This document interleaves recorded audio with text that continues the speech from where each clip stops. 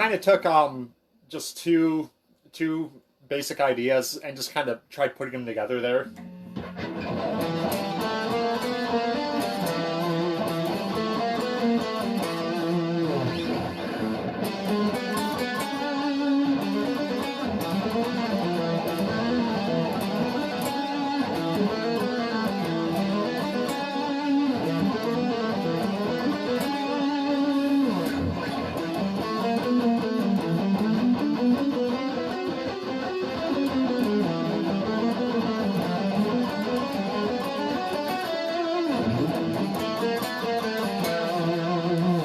You need a way to connect them, though. That's what I didn't have.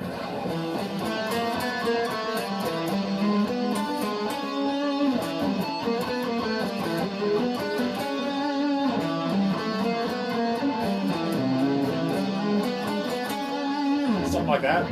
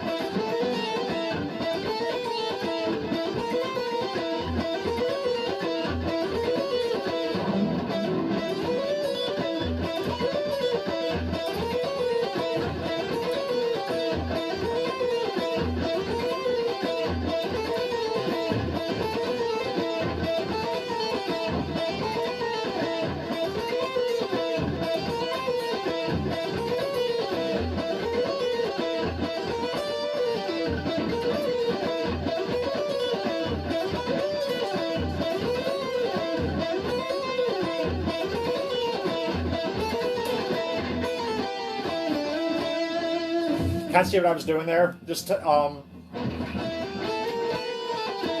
basically, I was just taking on the second string. I was just doing like a E to G, and then I did a grouping of 3 notes on the top string, ascending, and then descending back down, and I did the G and the E again.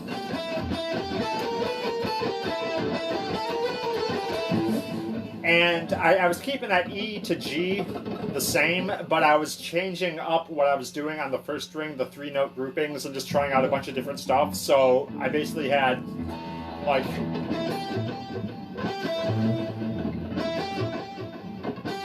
and then in between each of those I had, like, a or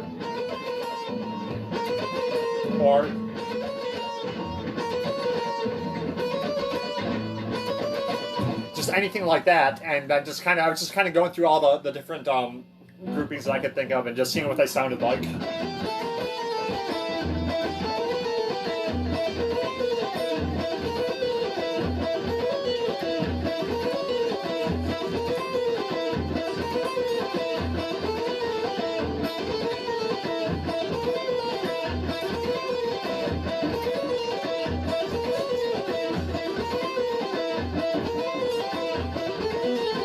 And even with those, just those there sounded pretty musical.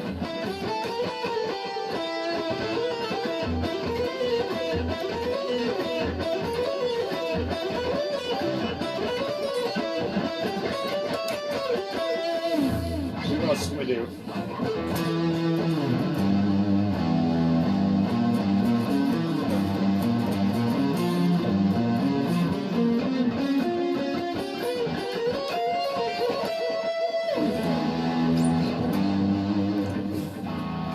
I talked a bunch of times about how much I like diminished, and just doing like a diminished 7 arpeggio, which was the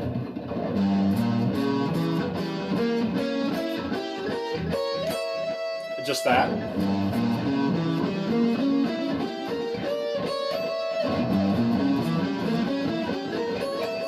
And how much I also like the one that's similar, that's like this.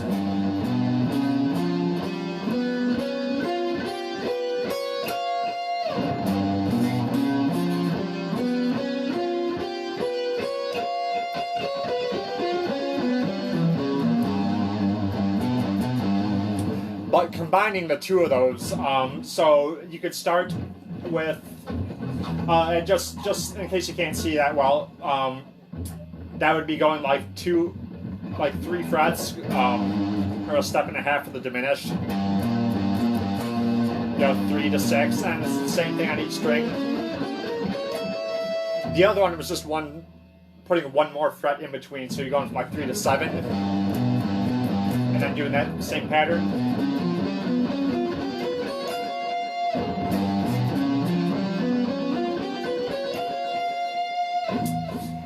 And just combining those two. So if you start with the smaller interval in there first, so what it would be is you would have like a 3-6, and then you go up and over one, and then instead of going 3-6 or 4-7 like we normally would, here you do a wider stretch in there, and you do 4 to the 8, so you have.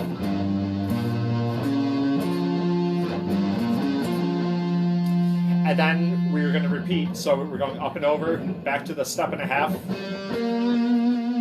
up and over to the 2 whole steps, up and over, step and a half, up and over, 2 whole steps. So you're doing one of each, and then doing the other, and then just repeating that instead.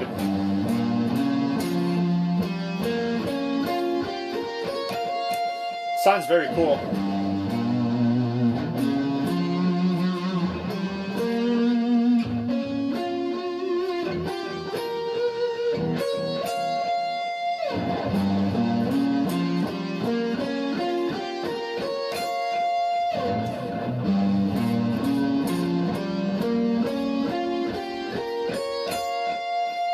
I haven't played that fast yet, actually. I just started doing that a couple of minutes ago before I started recording, so I'm not going to try to play it fast. I can't really play it descending either. I can try, but I'll probably not be very good at it.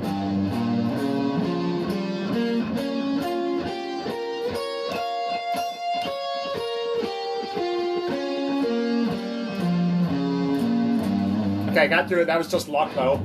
But that sounds really cool. And then do it the other way now. Put the 2-step interval on the bottom, and then you go up and over, and then you do the step and a half.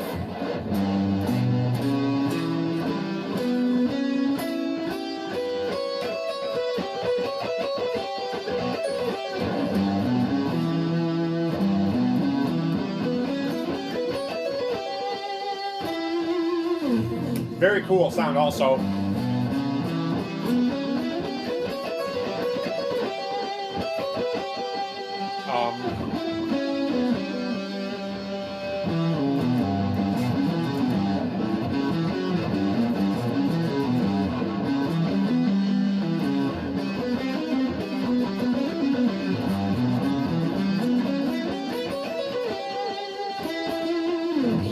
So we had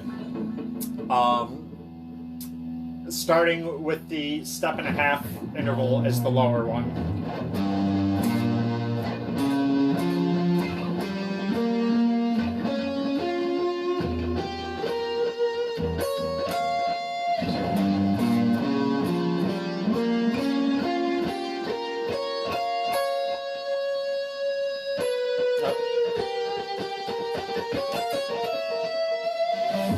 I'm kind of even though I'm playing roughly in E minor, I kind of started this. I kind of shifted down to G for a little bit here. This one, the way that I just played that, it's a lot harder to squeeze that and kind of resolve it into the E minor and make it work.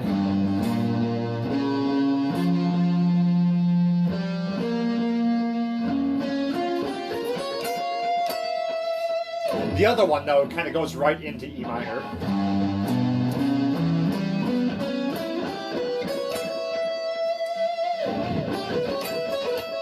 I mean, it literally ends on an E note, which makes it easier. But those are just a couple of suggestions about things that you can try to do in order to just play around and you know, find something that sounds interesting. But I'm not going to just hang around on that all day. What else can we do?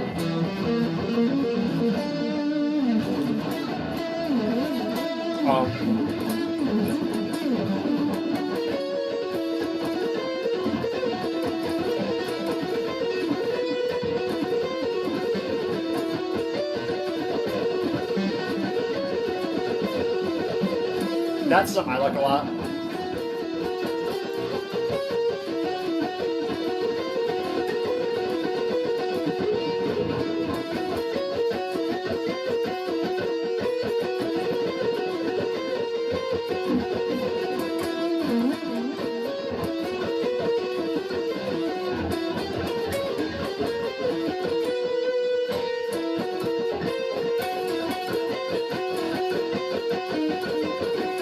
Really weird sound.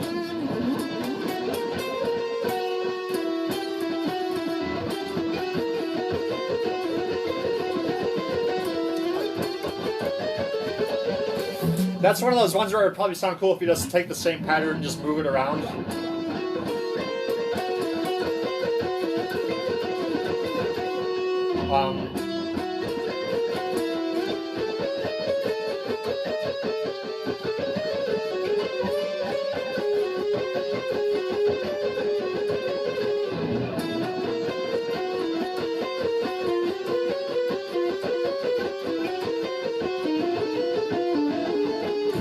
Hard to keep track of though. What I'm doing there is I'm using the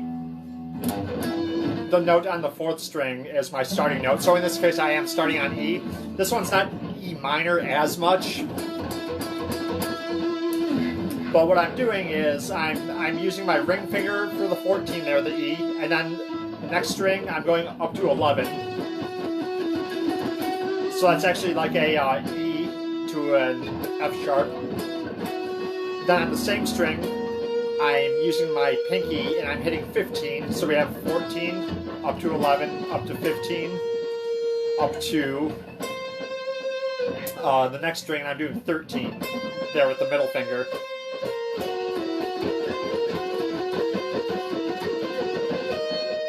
If you want to add one more note to the top, which one would sound good? Probably that one there. That sounds cool. All I did there was I went and I continued up to the next octave, and I just hit the E again. So it's not even a new note. It's just an octave higher of our starting note. So we had 14, up to 11, up to 15, up to 13, up to 12.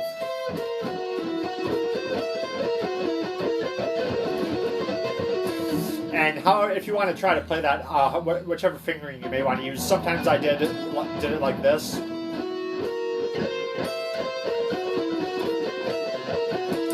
And sometimes I did where I actually shifted a little bit and I used the first finger to hit multiple strings. Like.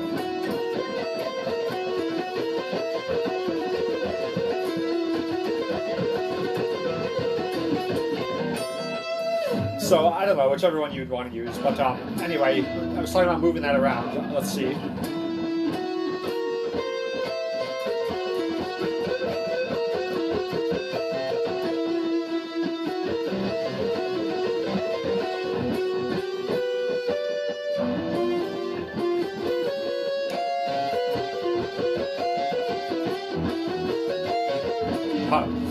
That's hard to keep track of. That's really hard to keep track of.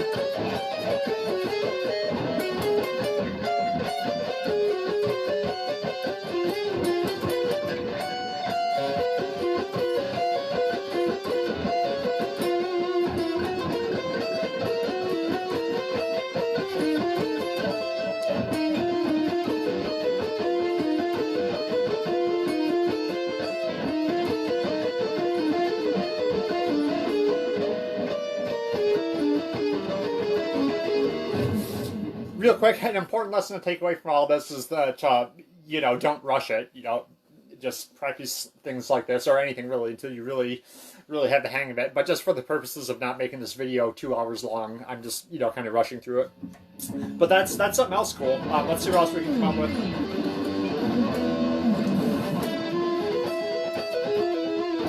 Well, that's a good one.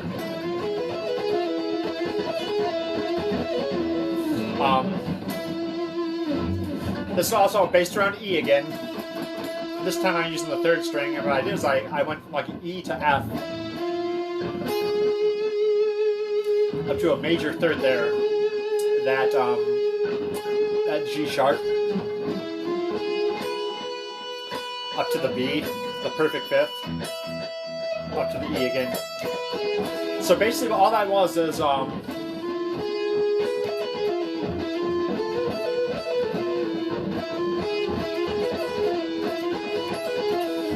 that was just like an E major triad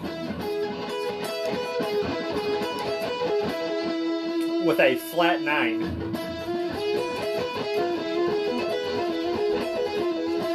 And also I did one where instead of hitting the G sharp, I hit an A instead. And so I kind of turned it into like a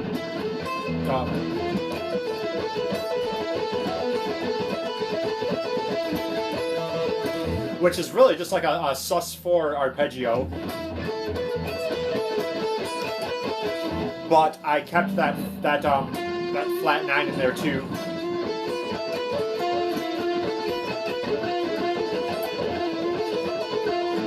And then you can alternate between the two of them. It gives you like the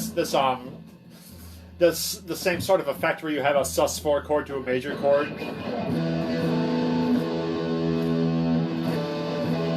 Because essentially you do, it's just arpeggiating it and it's throwing that flat 9 in there. So having like a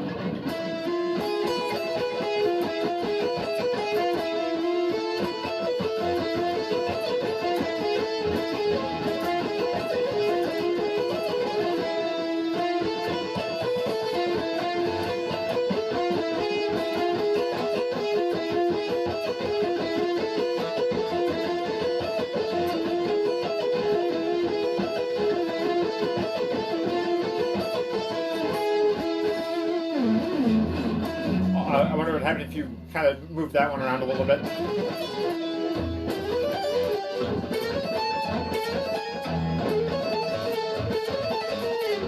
Do like a...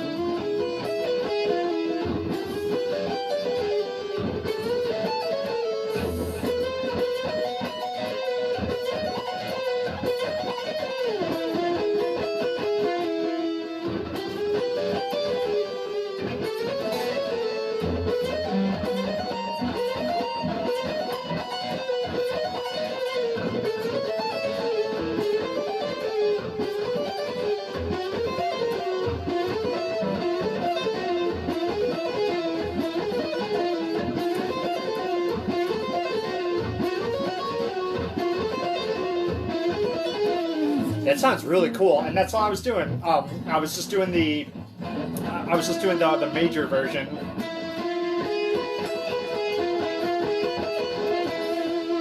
And then just moving it around, and I started it, instead of starting it on E, I went up here and I started it on G. I started it on A. I think I did like a B. It almost sounds like a weird little like blues progression.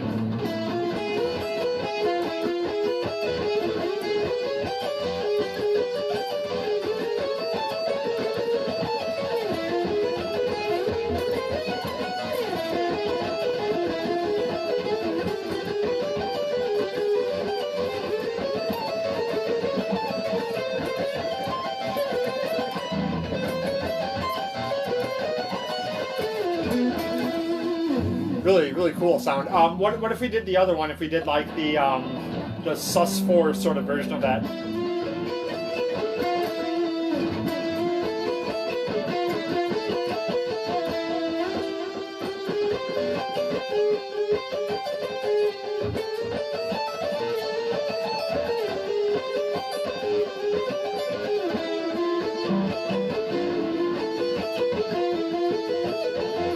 That sounds really cool too. And it loses that bluesy sound a lot, but it replaces it with, well, I don't know, whatever you call that.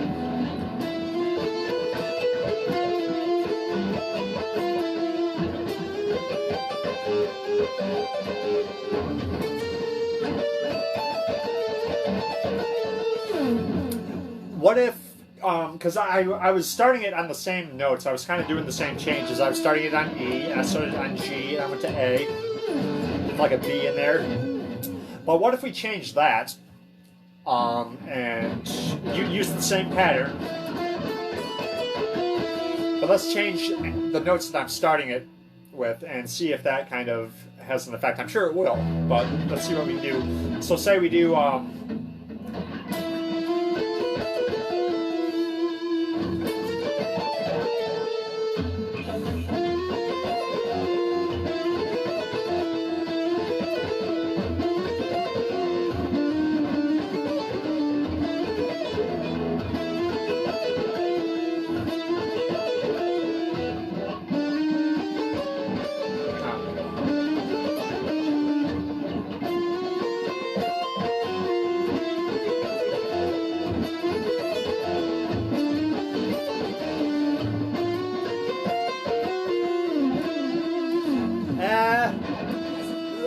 it feels a little. It feels like it's being a little more difficult. What about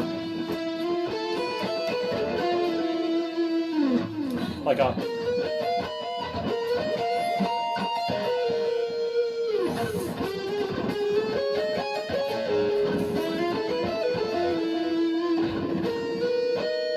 I'm going from like G. I know. I'm sorry. E to C.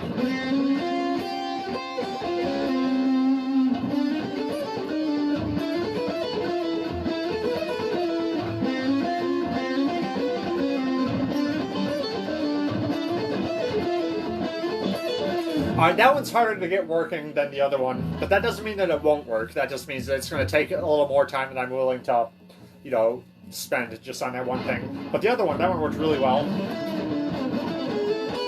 What? Yeah.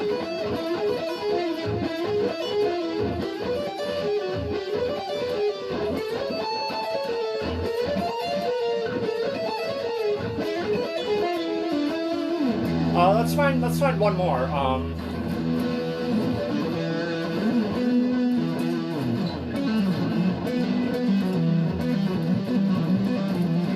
Yeah, something like that I like a lot too, like doing like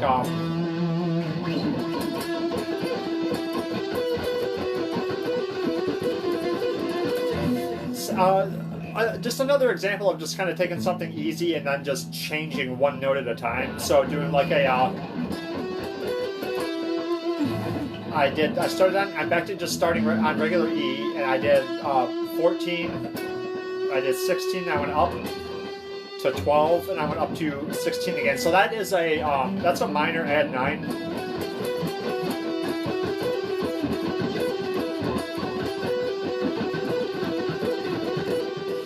Now, doing something like this instead, let's change,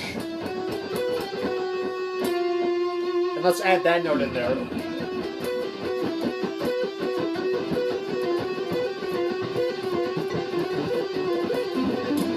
So what I did was I went, I started on the E and I went up the arpeggio. See if I can give you a better view here. It's kind of hard to get the right angle sometimes. Start playing and don't realize that sometimes you can't really see the angle very well and see which fingers I'm using, but I'm doing just the arpeggio going up.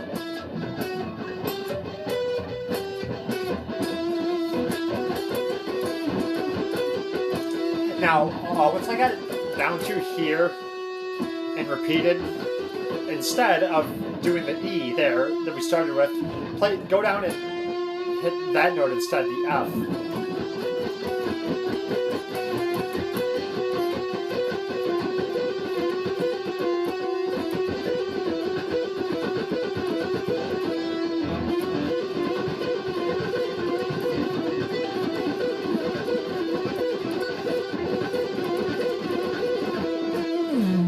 or doing like doing like the E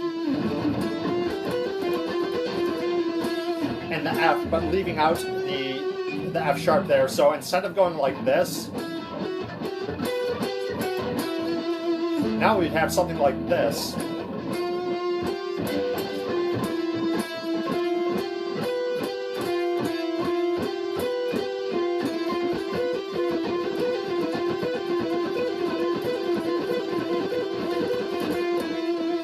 So a couple of different patterns just came from that first one that we started from. So we had this, which was the 14 to the 16.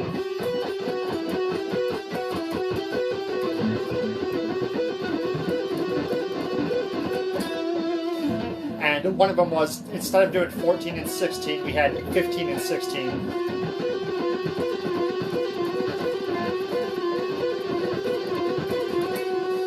And the other one was doing 14, 15.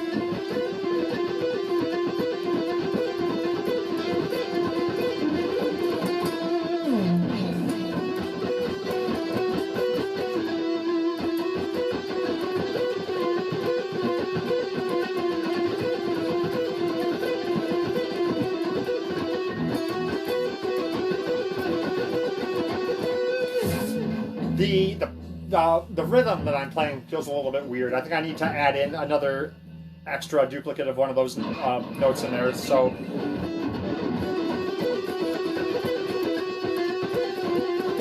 I'm gonna do something like that instead. Going like, instead of just going, I'm going to play the second note first, then go back to the first note, and then play the second note, and do everything else the same.